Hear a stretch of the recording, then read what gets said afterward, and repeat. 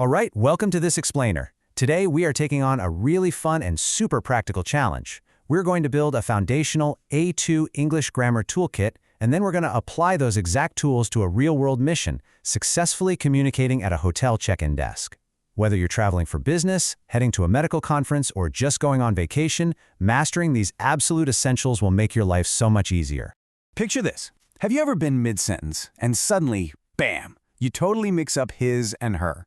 Or maybe you've walked up to a hotel reception desk after a grueling flight and just completely frozen up when they ask you a basic question. Honestly, don't worry. It happens to the best of us.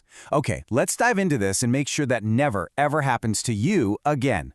So here's our roadmap for today. First, possessives and people. Second, negatives and descriptions. Third, articles and capital letters. And finally, we'll put it all together at the hotel check-in. All right, starting with Section 1, Possessives and People. Okay, so when we're introducing ourselves or, say, talking about patients, we use these little words called possessive adjectives to show belonging right before a noun. I turns into my, so I am a doctor becomes my name is Anna. And here's the kicker. These words literally never change based on quantity. It's always my book and my books.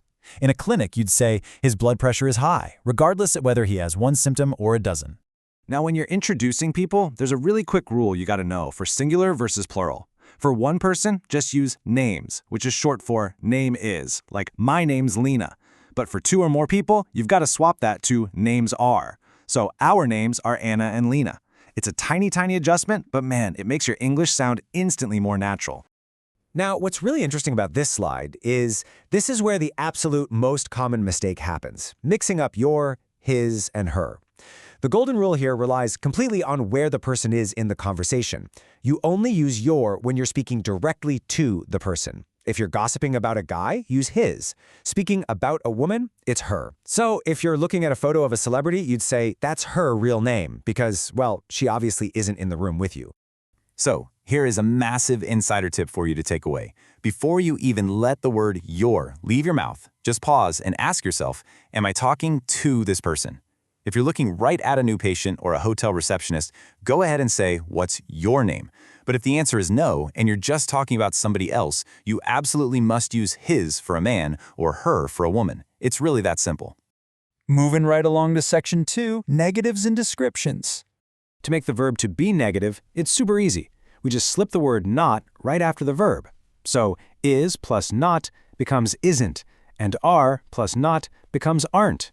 I love this because the word order is just so incredibly clean.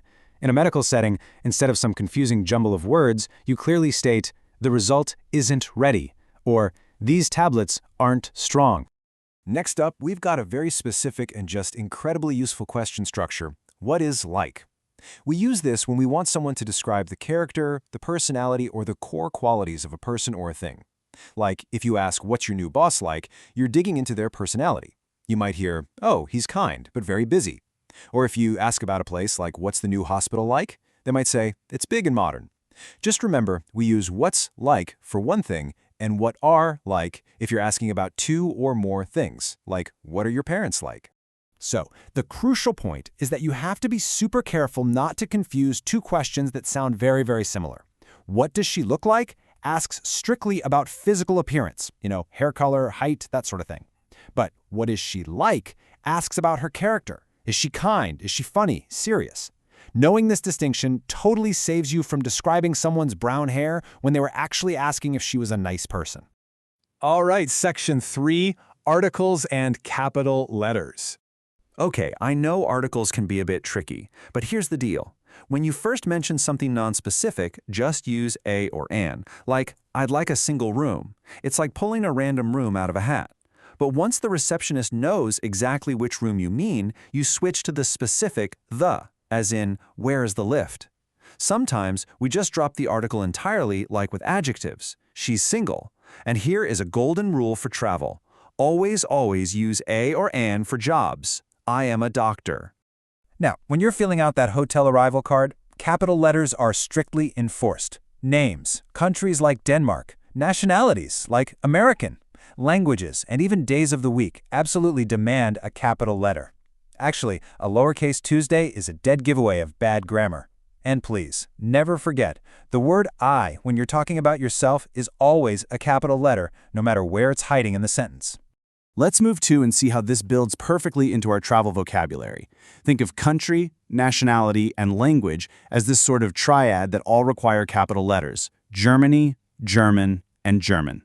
And here's a totally crucial tip for travelers. When that hotel form asks for your nationality, they just want the country that's printed on your passport, regardless of your personal ethnicity. And finally, Section 4, the hotel check-in. All right, let's mentally map out your hotel experience. You arrive at the reception to claim your reservation. You might request a single or double room. To get up to that room, you'll take the lift or the elevator, if you happen to be in the US, up from the ground floor. And finally, they'll probably ask you to spell your name or to sign a document, giving them your signature. So here is your opening move at the desk. I have a reservation for 4 nights. Notice how this perfectly deploys our article rules. You're introducing one non-specific booking to the conversation using A. It's clear, it's polite, and it sounds incredibly confident. When the receptionist replies, this is where your grammar training really pays off. And this brilliantly illustrates our point. They might ask, "Can I have your passport?" Because they're talking directly to you, they correctly use your. No mixing up his or her here, you know exactly who they mean. To hand over your passport, you just simply say, "Here you are." The receptionist is going to process your details and then wrap up the interaction with, "Here's your tea. It's room 12 on the 2nd floor. Enjoy your stay." Boom. You've navigated the entire check-in completely smoothly. Notice that specific article, the, used for the 2nd floor, because it's a specific floor you both know about now. You've got the full script, so you know exactly how to succeed. To really lock these skills in, here's your highly actionable 4-step game plan. First, read a section of the text. Second, tackle that exact section in your HTML worksheet. Third, smash that check answers button. Green means sweet victory, red means give it another go. And finally, solidify your memory with the Quizlet vocabulary list. If you stick to this structure, this grammar is going to become second nature to you. We've covered a ton of ground today, from possessives and negatives to articles and the exact phrasing you need at a hotel. So I want to leave you with this. Next time you walk up to a hotel reception desk, will you know exactly which words to use? With this toolkit in your back pocket, I am absolutely confident you're ready to check in anywhere in the world. Thanks for joining me on this explainer. Keep practicing and safe travels out there.